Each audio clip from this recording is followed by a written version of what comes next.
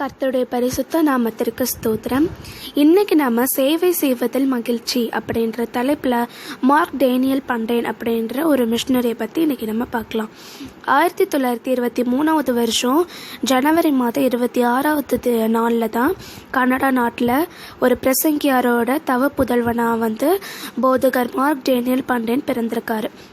தன்னோட சிறு வயதிலிருந்தே மிஷனரிகளை பற்றி அறிந்து கொள்றதுலையும் அவங்கள போலவே நாமளும் வாழணும், அவங்களோட பணியை நாமளும் செய்யணும்னு ரொம்ப ஆர்வம் கொண்டிருந்தார். ஆனாலும் தேவனுடைய அழைப்புக்காக காத்திருந்தார். அவர் அழைக்கும் போது நம்ம போலான்னு ரொம்பவுமே ஊக்கமாக அவரோட அழைப்புக்காக காத்திருந்தார்.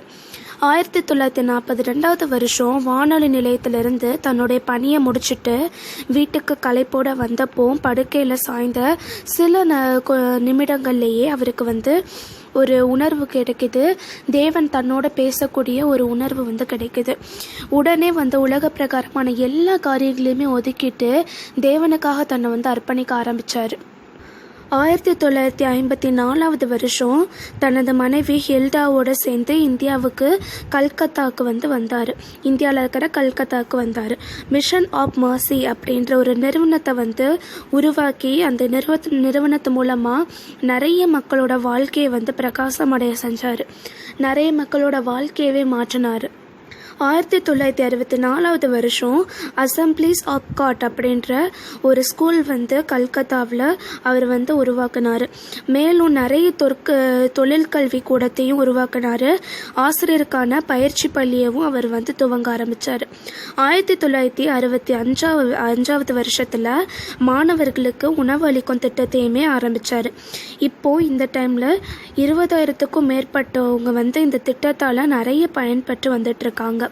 இவருடைய இந்த அன்பான ஒவ்வொரு சேவைகளையுமே பாராட்டி 1969 வருஷம் அமெரிக்காவில் பெத்தானி வேதாகம கல்லூரியிலிருந்தும் 1984 வருஷத்தில் கொலம்பியா மிசோரி பல்கலைக்கழகம் இவருக்கு பண்டிதர் பட்டம் வழங்கி இவரை ரொம்பவுமே பாராட்டினாங்க. சிறு வயதிலிருந்தே கடவுளுக்காக வாழணும்னு சொல்லி அப்படி வாழ்ந்து நிறைய பேரை இந்த மாதிரி பணியில் ஊக்கப்படுத்தி ஒரு நல்ல ஒரு மிஷனரியாக வாழ்ந்து மார்க் டேனியல் பண்டேன் 1989 வருஷம் ஜூன் 3ஆம் தேதி கர்த்தருக்குள்ள நித்திரையடைந்தார். இந்த உலகத்துக்கு நிறைய காரியங்களை செய்யணும்னு கடவுளுக்காக அழைப்புக்காக காத்திருந்து அந்த அழைப்பையும் பெற்றுக்கொண்டு இந்த உலகத்திற்கு நிறைய காரியங்களை செஞ்சிட்டாரு. இப்போல்லாம் நம்ம நிறைய இடத்துல ஒரு நிறுவனங்கள்லாம் இருக்குன்னா இந்த மாதிரி மிஷனரிகள் மூலமாக தான். அதெல்லாம் நாமளும் உணர்த்து கொண்டு இவங்கள மாதிரியே நாமளும் நிறைய சேவைகளை பண்ணணும். இயேசு கிறிஸ்துவை பற்றி மிச்சவங்களுக்கு சொல்லணும். அதே மாதிரி நிறைய பேர் ஸ்கூலில் படிக்க முடியாமல் இருப்பாங்க, அவங்களுக்குன்னு ஒரு தனியாக ஒரு சின்ன பள்ளிக்கூடம் ஏற்படுத்தலாம்.